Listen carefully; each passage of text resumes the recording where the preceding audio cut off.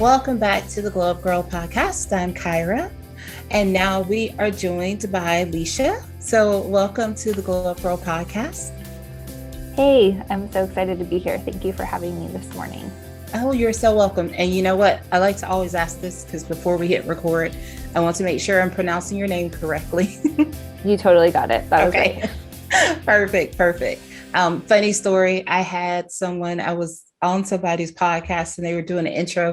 They didn't ask me how to pronounce my name. So they called me Kira like several times. Mm-hmm. And I was sort of like cringing because I didn't know. I was like, oh, it's probably not the appropriate time while she's doing her intro to interrupt her and say, actually, it's Kyra. But she like midway caught herself and she said, am I pronouncing your name correctly? And I was like, no, it's actually Kyra. It happens. Yeah. It happens when you don't have like a super straightforward name. Exactly. So, Leisha, why don't you get started by telling our audience a little bit about yourself? Yeah. So on the personal side, I am a wife and mama of 2 and almost 3. So Ooh. I'm going to be having my third here in a month or so. And so we live in Oklahoma and we love to we've been enjoying our summer a lot and spending a lot of time outside and doing all the fun kid things. And so that's kind of my like personal life, but professionally, I'm a nurse. I worked in the hospital for almost 10 years. And then the last few years, I've been out of the hospital working more in the wellness space. And I am now a functional diagnostic nutrition practitioner, which is a big old mouthful, but I'm a holistic hormone coach for women. And I just really love helping women get their energy back, fix their periods, and just kind of fix all these things that we're basically told are normal as women, that it's just like normal to feel like crap, but you'll be fine, get on with your life. And I don't believe that. So that's why I'm here. Well, that was a mouthful, but all things, first of all, congratulations on your impending birth. So that's awesome. And secondly, yes, everything you said, I think is what we have been taught as women, you know, especially as it relates to, you know, our cycles and coming up on that. And you're like, well, do I have to feel this way? And, you know, well, it's only going to last for X number of days. So just, you know, like you said, get over it. Mm-hmm. Basically. Well, let's start by talking about some of those misconceptions first, as it relates to women and our hormones. What have you heard out there? Well, I think a couple that I just hit on are really, really common. Like it's just normal to have low energy, and I think low libido goes along with that too. And really, like they're very interconnected because it takes a lot of energy for us as women to make babies. And our bodies know that. And so really getting us in the mood is something that happens a lot better when we're not just like worn out all the time. And so as women or as moms, I see low energy a lot. And especially when you're a mom or like a mom of little kids, everybody's like, oh, it's just normal. You have kids, right? You're just supposed to be tired. Or when you're a professional or just like an ambitious woman in general, everyone's just like, oh, it's just normal to be tired because you're busy or whatever. It's just life. And so I really find that that is a big misconception. And a lot of times it comes from us just not knowing how to nourish ourselves well. And so nourishment is obviously food and nutrition, but I think it comes a lot with the extra things that are not really extra, like just getting really good sleep and being able to ask yourself what you need and understand your stress levels. I see so much of a difference in women when we start to focus on those things and just learn again, like how to take care of ourselves really on a basic level. So that's one big misconception, is just that low energy is normal as a woman. And then also that periods have to be miserable. And that it's just, you know, a curse as a woman, suck it up, get over it, whatever. Because I actually think that, you know, having a cycle every month is almost like a report card for your health, and you can see what's going on in your body on a monthly basis. And there's a lot to your cycle that's not just about your period.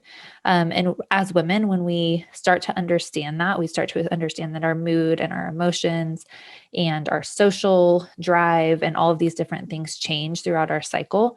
we can actually make it a superpower and enjoy that side of our femininity versus just feeling like it sucks and getting a period once a month. So yeah, those are two of the big misconceptions.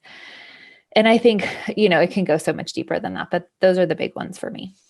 Yeah, I mean, I think that I'd like to use those two, as we talk through some of the ways that you help people, and how we can address those misconceptions, or how you help women to deal with, their cycles. Or so let's talk about, how your hormones actually change through a cycle. And I think that this is such a great time to be having this conversation, because I am literally about like 5 days out from having my own cycle. Okay, perfect. Yeah. So you're in the right place to think about this again this next coming month. Yeah. So I'll kind of just go through a kind of a brief overview of how our hormones actually change and then what that means for us. And there's some different terms that kind of come along with understanding your cycle, or knowing, the things that I was speaking about, like with your emotions or your social energy or things like that. And so Alyssa Vitti is a woman who wrote a book called In the Flow. And she's kind of the one who is basically like credited with coming up with the term cycle syncing. And that is something that like is her term, but it's something that a lot of women know now relates to this kind of topic. So with that being said, like syncing with your cycle or cycle syncing is a really, I don't know, I just think it's so fascinating. And so what I like to do is bring a little bit of awareness to like what's actually happening in your body. But I went through nursing school and learned this probably like, early college at one point, and then also in nursing school. And until I started to really like do this on a daily basis, I didn't remember what happens to your hormones, Right. So with that being said, I'll just go through that and then I'll go into like what that actually means for you. Okay. So at the beginning of your cycle, day 1 is the first day you're bleeding. And day 1 of your cycle, at first, I like to split up the cycle into kind of like 4 separate weeks. Now, another misconception is that every woman, has these cycles that are exactly the same. Obviously, that's not true. We can be somewhere around 28-ish days is kind of our considered normal, but anywhere from like 25 to 34, that can all be within normal, as long as things are lining up as far as your hormones go. So I'm going to use 4 weeks as kind of the basic guideline, but it might change if yours is a little bit longer or shorter.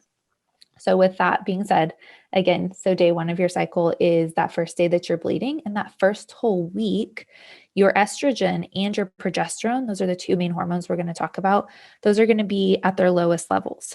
And that really actually is something that is really cool, because it creates the space for your body to actually bleed. So you're bleeding because of a withdrawal from those hormones. But it actually creates more space between the right side and the left side of your brain when those hormones are low. And so that can actually create space for you to be a little bit more analytical or introspective during this week of your cycle than you would be in other weeks. And so I'll kind of go into what that looks like more. But this first week, estrogen and progesterone are both really low. And right at the end of this week, estrogen starts to rise. And so estrogen is the hormone that's preparing your ovaries for ovulation, helping prepare an egg, just like letting it mature in the follicle in your ovaries so that you can ovulate. So that whole second week of your cycle is called the follicular phase. And that's where that little tiny capsule that's holding the egg is growing. And there's actually going to be multiple ones in each of your ovaries doing that, as long as you still have 2. And basically one of them is going to get the biggest, and that follicle is going to burst and that egg is going to be released. And then all the other ones just kind of shrink back down and get reabsorbed. So with that being said, estrogen is high until right in the middle of your cycle when you ovulate, and then it drops off. And when you ovulate, that little capsule or follicle that was holding the egg, that actually collapses and starts to produce progesterone. So it becomes this temporary little organ, which I think is so cool, for the next 2 weeks of your cycle until you get your period again. Or if you're pregnant, it will keep producing progesterone until your placenta takes over, like a little bit later in pregnancy. So first half of the cycle, you have really low hormones, then you have a big estrogen rise. And then the second half of your cycle, you have progesterone, as long as everything is going well. So with that being said, progesterone stays high weeks 3 and week 4 of your cycle. And then right at the end, progesterone drops off and there's a little estrogen spike in week 4, but that goes down too. And then that's when you start bleeding again. So that's kind of the like underlying for your hormones. But then I like to go into like, okay, but what does that actually mean for your body and what can you do about it?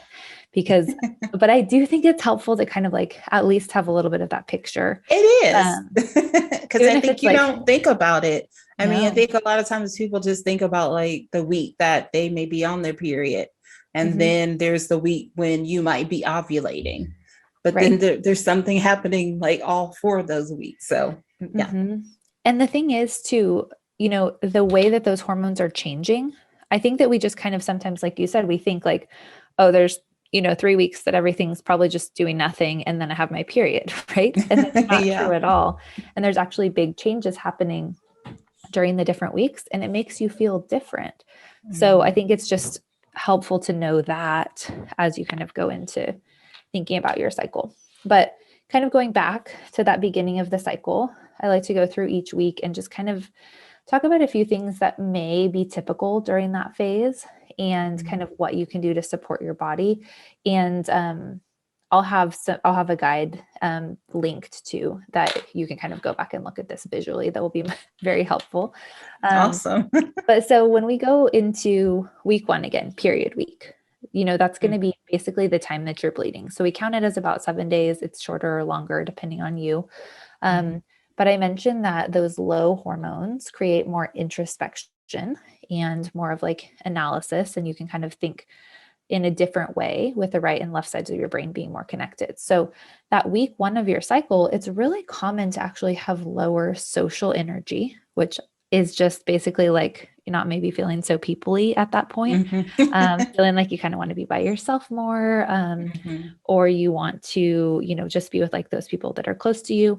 And that's totally normal. It's totally fine. And it's not something that you have to feel bad about. But I think when we basically expect ourselves to have the same level of social interaction at all times of the month, then we're setting ourselves up for feeling guilty, basically, because we just, you know, it's like, well, why, you know, I must be a jerk now because I don't want to hang out with people. And it's not true. Your body's just telling you need something a little different. So even though maybe that like social energy is a little bit lower and maybe you don't have as much physical energy, depending on you and how your period is, there's actually a really great time in your cycle for like planning. And I would always, obviously don't have a period right this minute, but when I did, I would always do like my goal planner for the month during this part of the month. Even if it wasn't the first of the month, it was the first of my month.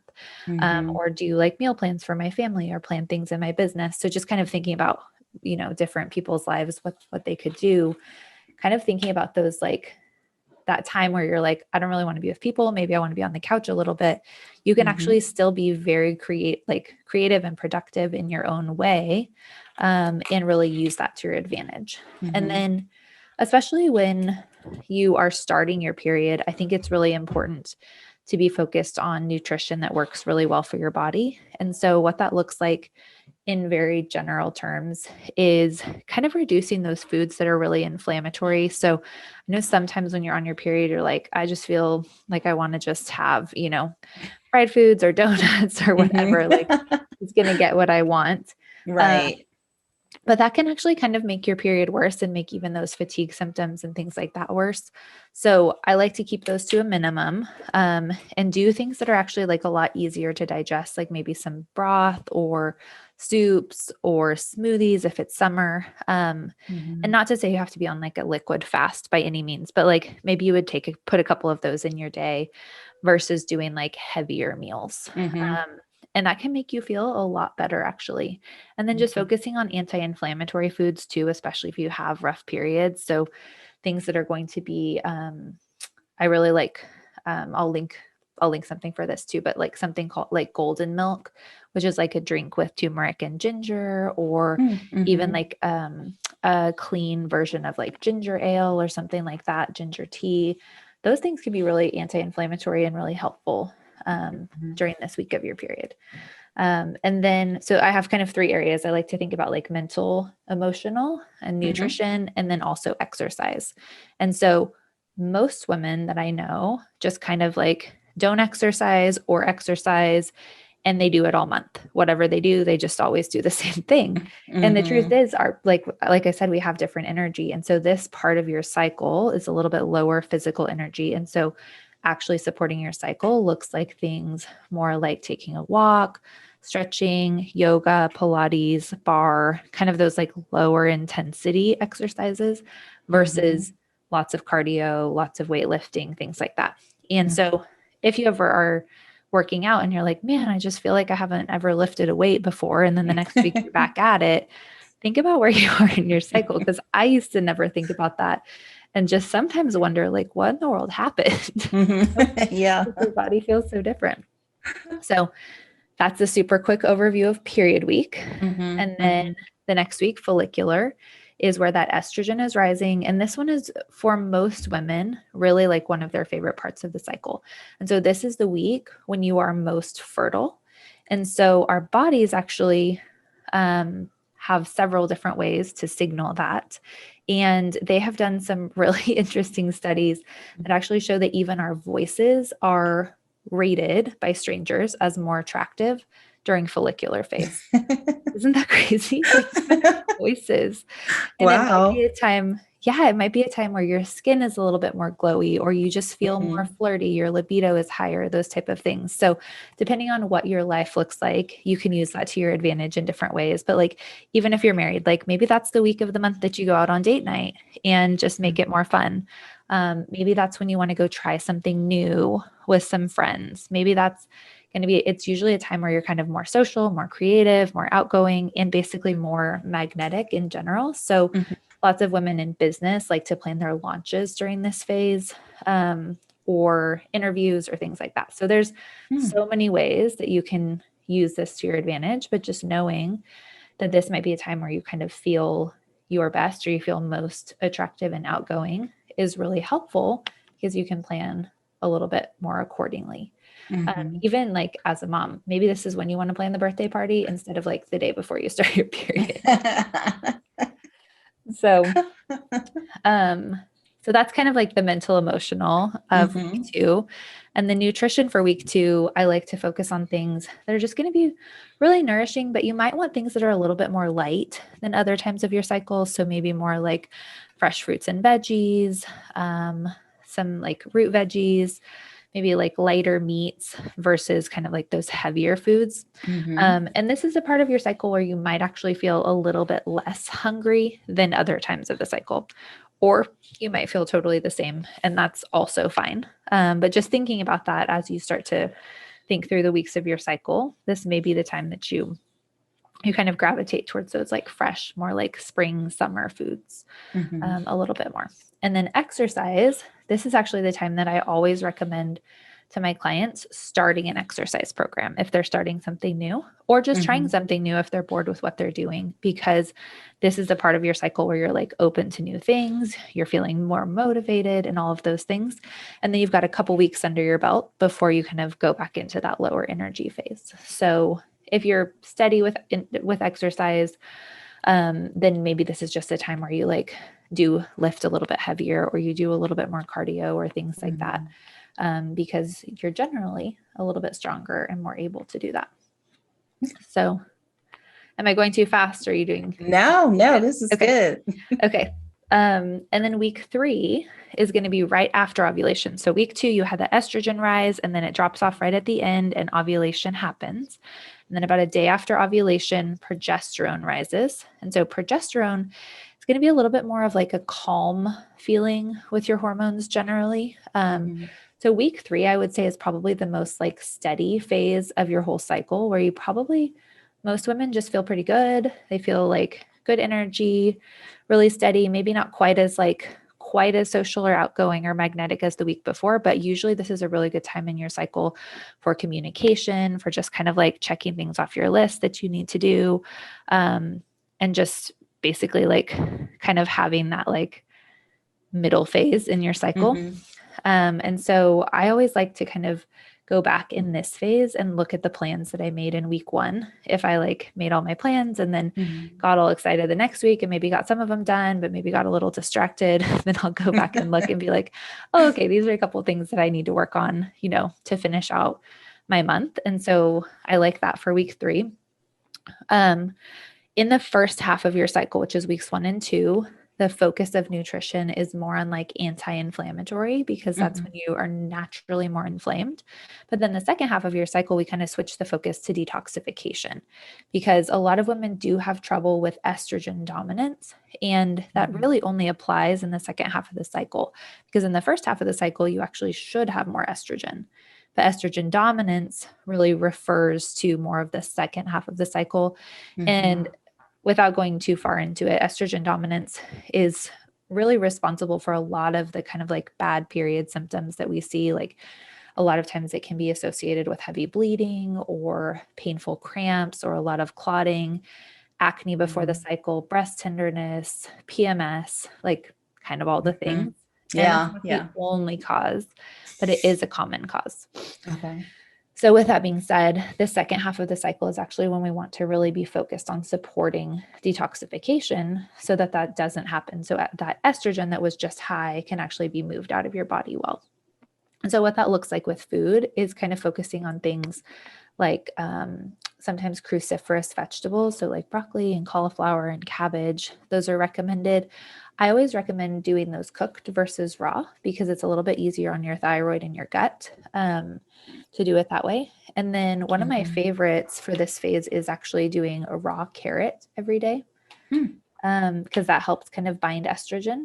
And then I like to do, if I was going to do like a tea or something like that, I like to do like a dandelion tea, because that can be helpful for just supporting your liver as well. So those are kind of some little easy tips for nutrition in week 3. Okay.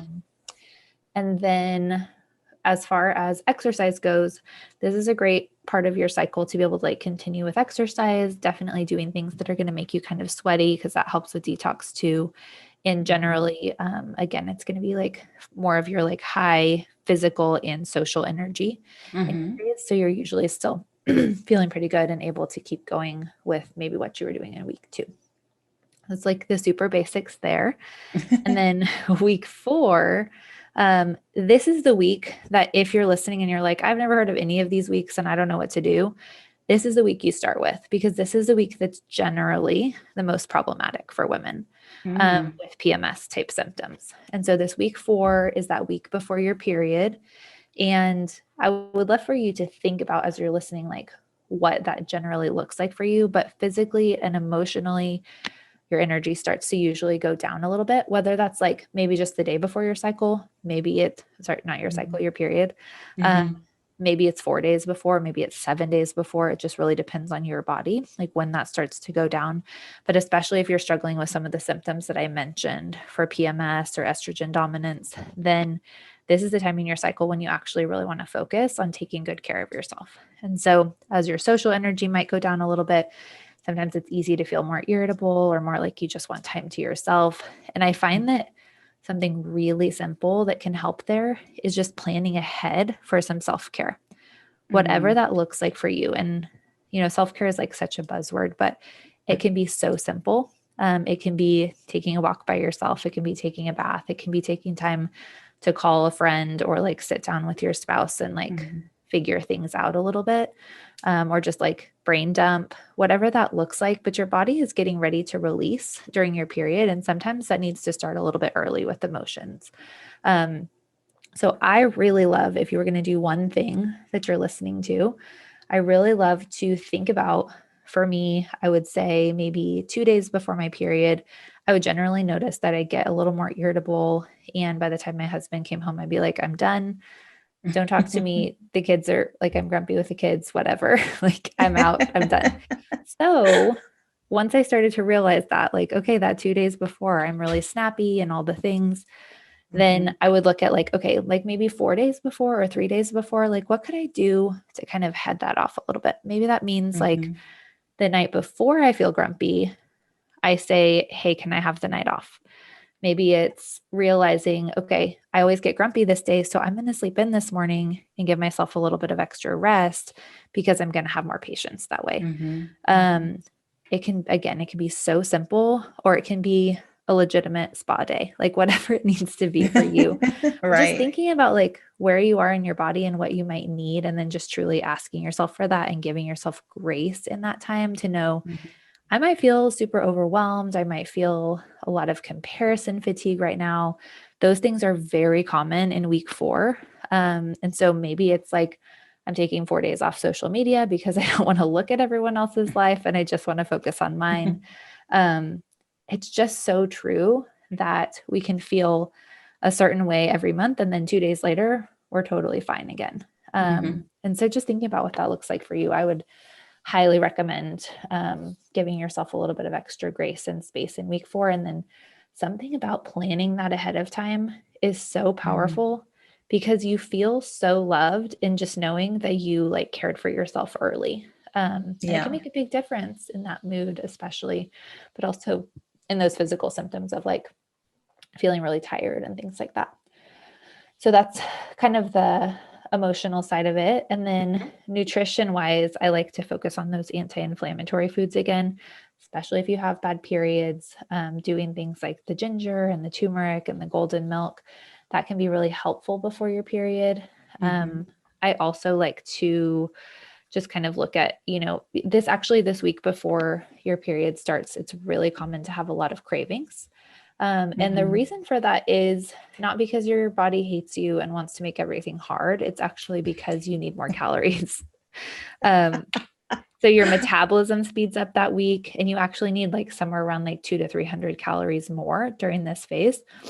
So if you know that coming in, it's a lot easier to not feel bad about having cravings, but it's also a lot easier to just know, hey, maybe I need a bigger lunch today. And then I won't be like eating candy at 3:00.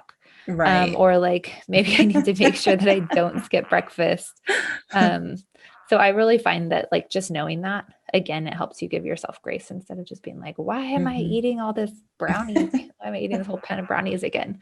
I'm the worst. Everything's terrible. I'm leaving. Right? Oh, yes. No, I know. I had that conversation with somebody this week, actually. Like, I have a friend who her periods are like around the same time. And she was just like, I just want like a chocolate milkshake and fries and a cheeseburger, but I'm just going to go and just make a smoothie. And I was like, kudos to you, girl. Yeah. Yeah, exactly. I mean, at least make it a chocolate smoothie at that point. Oh my gosh. I love this. And I'm glad that you're going to share something that we can link over to, because I think that when you think about it in these terms and breaking out the weeks and knowing actually what is happening with your body, because I think a lot of people probably don't really know, like no one's probably ever gone this in depth to like explain like what is happening each week of your like the cycle of your body as a woman.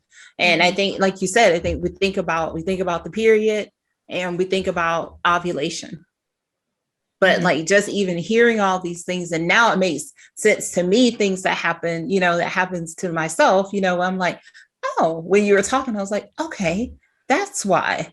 Or, and like when you were talking about like exercising, I guess I never really thought about, like, I usually like push through the week of my period, like, even though I'm like, yep, my energy's telling me that it's slow, but like my head is like, nope, you still got to work out. You still got to do these workouts. But I think that maybe just taking a step back and saying, I can still do all these things. I can still do the workouts, but maybe it's doing yoga, it's doing bar or something, different, and not pushing myself to do like the cardio or the strength exercise. And I think that a lot of times when we start to pay attention to what our bodies need during our cycle, we actually get better results in the gym, because you're actually, you're not just fighting against yourself and wearing yourself out and giving your body more stress, but you're actually listening and doing, movement that's going to be more nourishing and sustainable. And then that, that's just one more stressor that's not on your body at that point, and you feel basically more safe. That's kind of my whole goal when I work with women is to help your body feel safe, because you have to, basically your brain and your body has to feel safe emotionally and physically in some capacity to be able to reproduce well. And I know the goal is not for everyone to reproduce. And a lot of people are like, I don't want a baby right now, or I already had my babies or whatever. But the truth is, you want to be in the place where you're able to, because that is where your hormones are balanced. And so fertility, whether that's actually that you want to have a baby or not, is always the goal, because it's a sign of health and it's a sign of safety in your body. And a lot of times these hormone imbalances that we have that make us hate our periods and hate our hormones and, feel like we're cursed as women, all of these things, it's because our bodies don't feel safe and they're not safe to reproduce. And so basically, like, almost, it seems like it's like self-sabotage. It's really not, because again, your body's trying to keep you safe. It's like, girl, you have too much going on to make a baby right now. Like, we can't do this. And so it's trying to keep you safe by throwing off your hormones a little bit so that you actually can't have a baby.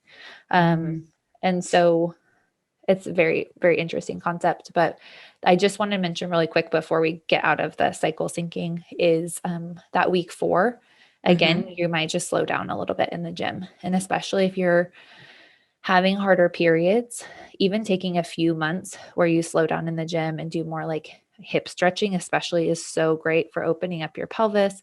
So your blood flow can be better. So you don't have as much inflammation there. That can make your periods easier.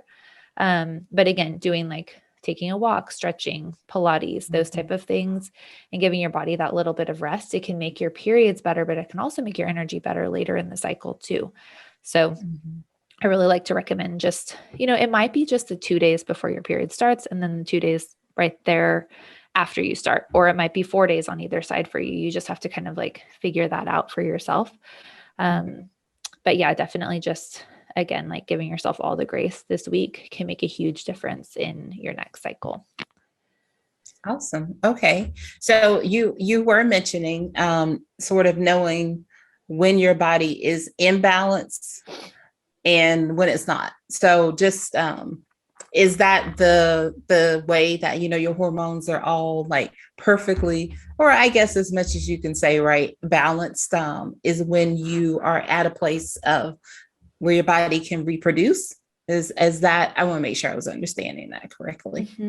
Yeah. So I think that there's just so much involved in, in our bodies reproducing or not. But I would say that a very good sign of health is fertility. Now, with that being said, there are no answers, with all of the fertility specialists, why sometimes someone who seems very like young and healthy can't get pregnant, and someone who seems very unhealthy gets pregnant every like 2 days. You know what I mean? Yeah. Not every 2 days, obviously. But like, that's a very hard question. But especially if you're wanting to have a baby in the future, or if you're wanting your hormones to be balanced, really working towards having regular cycles that are not painful, that you have energy, that you feel like your mood is pretty stable, that is really kind of a sign of safety in your body. And being able to sleep well and being able to, not lose all your hair all the time and not just being like stressed out all the time. All of those things are really signs that your body is moving in the right direction toward fertility. Okay. Love that. So just being able to get pregnant or not get pregnant, that's a big toss up, honestly, but there's a lot of things that we can do to support being able to. Okay. And that is a good sign. I like it. Okay. Thank you for clarifying that. Yes. So can you talk about the programs that you offer and how you work with women? Yeah, absolutely. So what I always love to start with, and what I have available right now, is I have a course called Decode Your Cycle. And so that's like a DIY self-paced course. And if you're listening to this and you're like, okay, like I need to figure out my cycle, this is where you start, because I go into each of those weeks of your cycle on a very, on a more detailed basis, and everything's written out. You have a PDF for each week and you have a cheat sheet, so you can kind of just like peek back.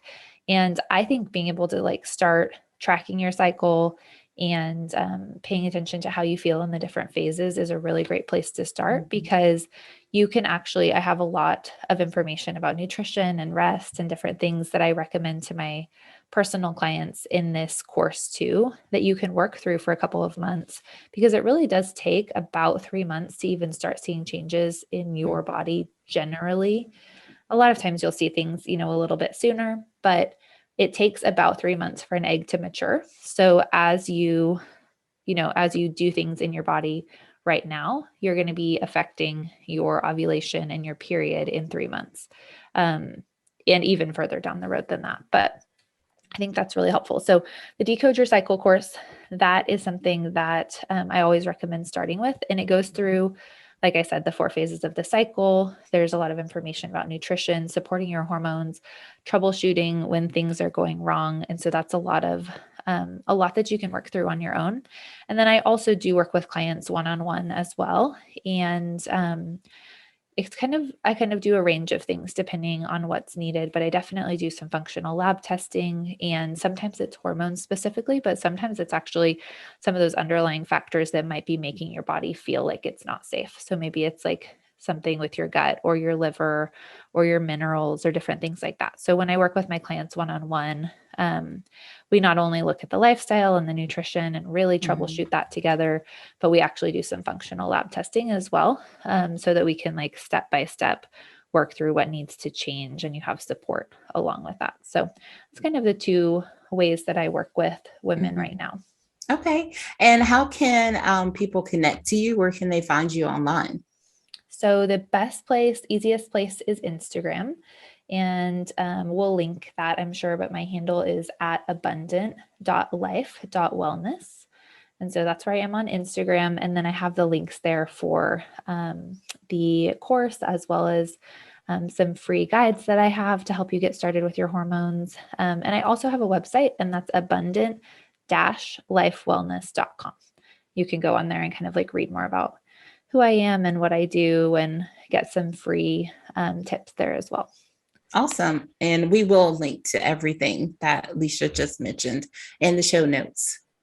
Okay. Awesome. Thank you so much. Yeah. All right. Well, this was good conversation. Definitely a lot of good information for me. I'm pretty sure every woman out there listening, because it's just a different way to think about your body and everything. And I like that you say, give yourself grace. And I think that we obviously don't do that enough in just everyday like the everyday things that we do, but thinking about even your body. And when you have your period, it's usually, like you said, a time that's like my period's on. I feel like this, or I'm just going to go to sleep, whatever, I'm going to leave. I don't want to be here. But I think there's something beautiful to being able to look at the cycle and all the different weeks, and just how you can play a part and helping yourself to feel better, or putting your best self out there. And I think that's awesome. So thank you for sharing such great information with us today. Yeah, you're so welcome. My heart is really that women can start to understand their bodies and start to feel better, and just really become their best advocates, versus just feeling like, well, shoot, I don't know what to do besides, take birth control for 40 years, and then hopefully my periods will stop after that. And I just think that we can have so much better. And, I don't want our teenagers to be in the same place that we were as teenagers, because it's just no fun and not necessary. Yeah. Yeah. Well, all right. Now we're going to move into our last segment, which is 5 things with Leisha. So I'm going to ask you 5 random questions. Just helps us to get to know you a little bit better, and sort of dig into a little bit more personal side to Leisha. So I always like to start with, how do you start the day? Okay, that's a great question. So generally, I usually like to get up and have a little bit of quiet time. So a lot of times I'll spend some time just like reading or journaling or take a walk. And then I usually like to exercise in that first hour in the morning. And actually my very first thing is that I eat something right away to just help, get my glucose levels up after, fasting all night and things like that. So usually start with a little snack, and then I'll do some quiet time and some exercise. And generally in that time, my kids usually wake up and start causing a ruckus. I have one especially who likes to get in the fridge all the time, and he just won't stop. So I'm like halfway through my workout and I'm like, get out of the fridge. That's how my morning goes. Oh, that's so funny. What's one goal that you set for yourself this year? That's a good question too. All of my goals this year, since I'm having a baby in September, were kind of like my year is done at September, which isn't really true, but definitely. So I think one of my goals has been to just really focus on having, grace for myself in this pregnancy and really listening to my body, because I feel like I've learned so much more about that since my last pregnancy. My son is 3, who was my last one.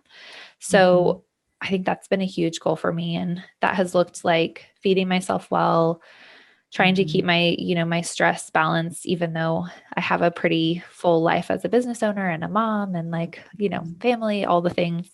But that has been one of my big goals. And I feel like that has gone really well. And this has been honestly my best pregnancy as far as feeling good and not having a lot of morning sickness and all those things. So that's one goal for sure. Like that.